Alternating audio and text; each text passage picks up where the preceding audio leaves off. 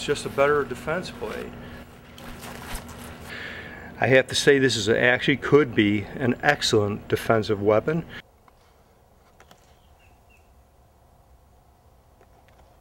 Hey y'all, this is Patriot Prepper. I'm going to show you how to use a machete, okay? Alright, this is a cheap machete. I've used this thing more than you can possibly imagine.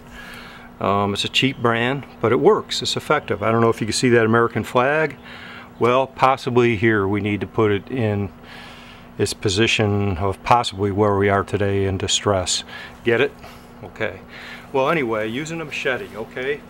But I'm going to actually take this cactus down. This cactus is taller than me and expands over 10 feet wide. Now, a machete is really a tool for using, clearing a path in a jungle, or even for gardening type things. I think it's probably, I don't know the origins of it, it's probably South American type thing, who knows. It was not designed, in my opinion, as a weapon, but it has been employed as a weapon. But if you try to utilize it just like any fighting tool, if you try to utilize it in this fashion, where you come down and swing, you're going to have a problem. It's no different from taking a boxer taking a wild swing like this. When you take one of wild swings like this, you can see you're exposed, right? Same thing with a machete. If somebody takes that kind of sweep, now a machete could take off your hand and arm. It's a killing weapon. It can kill you instantly. But you got to be careful how you employ it. Like any weapon, you don't want to employ it in this type of fashion. Now, if you can get a two-hand grip, which is hard, you can make shorter down. You got to mix up your moves. Strike at the legs, strike arms. Also, a machete, you could stab, but it has a pretty good point. Stab but retract. Stab, retract. Utilize it. So you can use it as a weapon. This machete sucks so bad as a weapon that I had to dig out a couple others. Here's an inexpensive weapon. Inexpensive machete. And you can see this one has a sheath. Now, the advantage of this one versus that one I've been using, and that was really never intended as a weapon, obviously. It was used for gardening and doing chores around the house. The advantage, this has a guard here so that your hand doesn't slip into the blade if you're going to stab.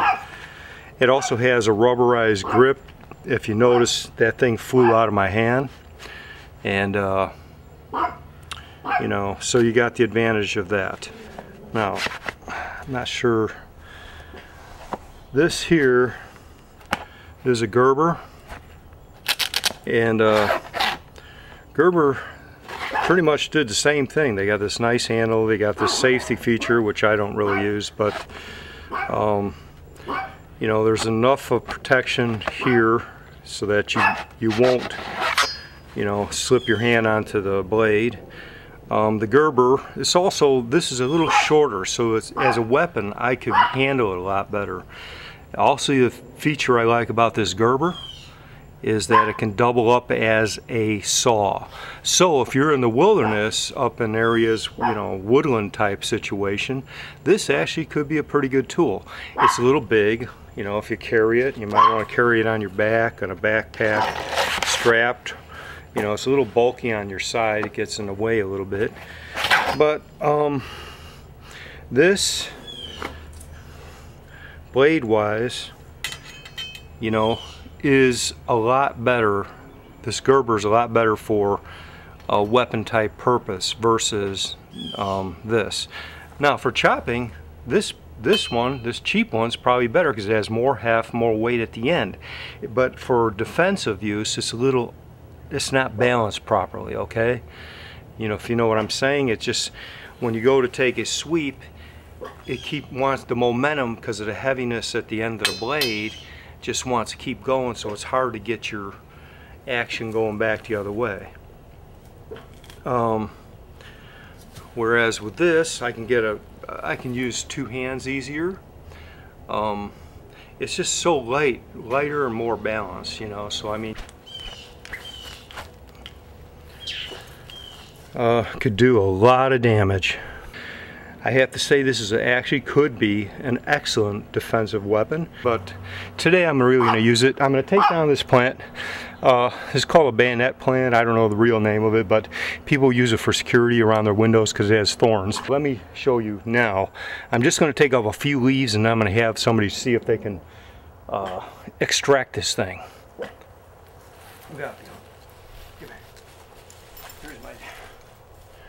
Here's my dog's getting away here.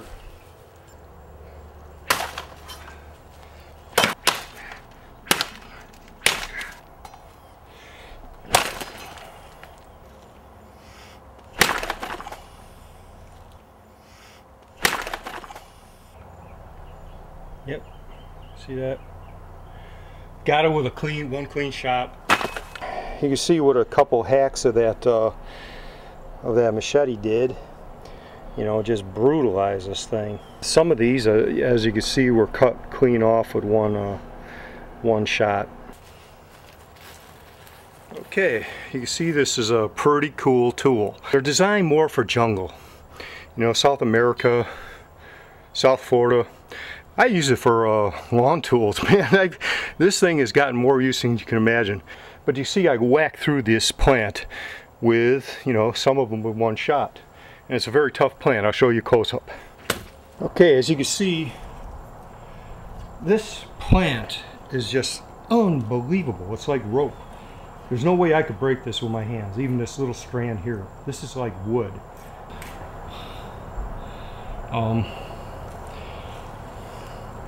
See that this stuff is just unbelievably strong. You see it's just totally fibrous. The reason I was having trouble cutting through it is because some of them I went straight through with not much effort, but it's just because these are really springy. Some of them are really tough. The leaves are really tough and they're springy, so they have a springiness to them.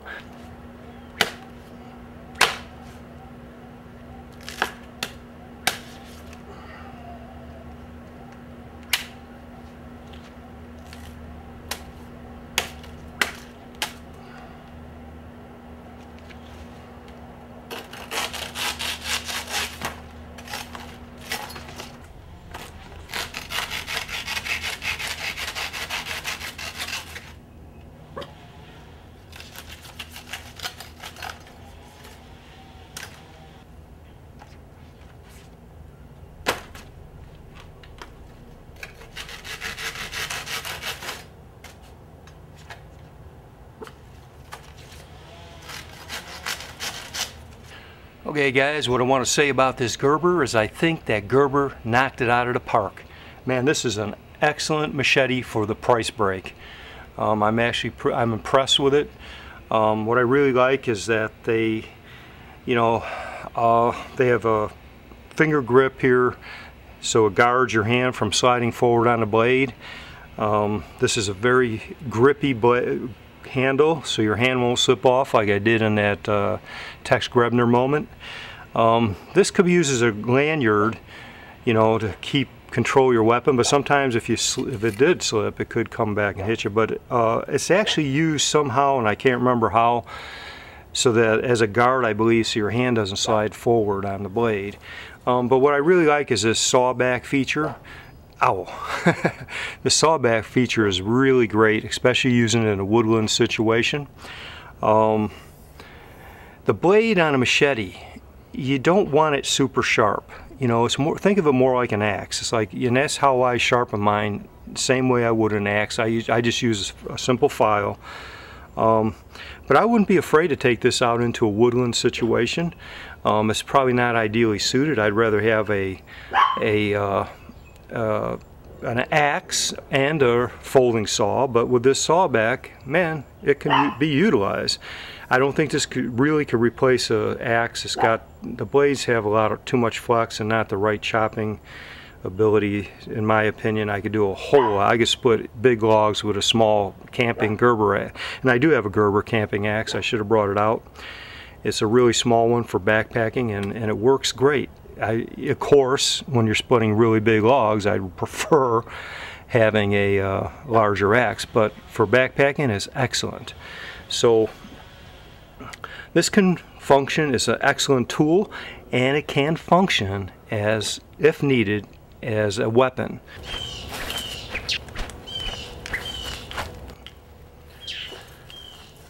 Could do a lot of damage. So just a little video on how I use. I'm not the expert on machetes, but just how I use a machete. So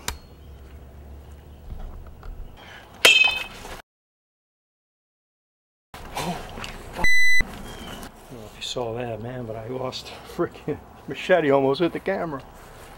All right. Oh man, just want to give you a couple safety tips. If possible, wear glasses. I did get a little piece shot me in the eye, but it didn't hurt anything. I typically don't always wear glasses. Sometimes I do. I really should all the time. Another thing is that be careful when you chop, because I was chopping like this. Same when you're chopping with an axe.